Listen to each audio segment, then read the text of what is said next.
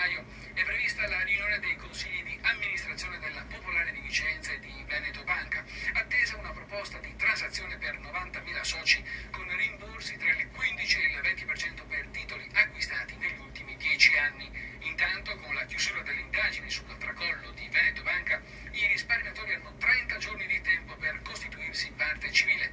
In uno studio legale di Padova ha aperto uno sportello di coordinamento per quella che a tutti gli effetti sembra essere una corsa contro il tempo. Vediamo il servizio. Adesso molte persone festeggeranno la fine dell'anno.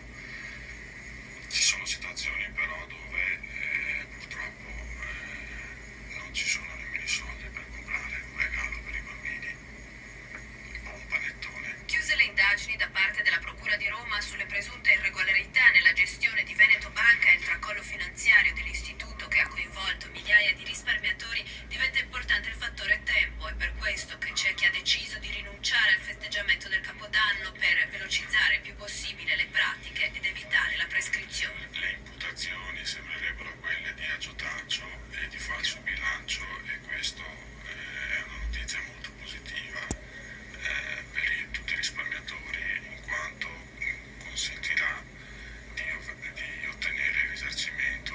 E il fattore tempo che in qualche modo vi fa stare qua anche oggi, anche domani, per il rischio della prescrizione in realtà.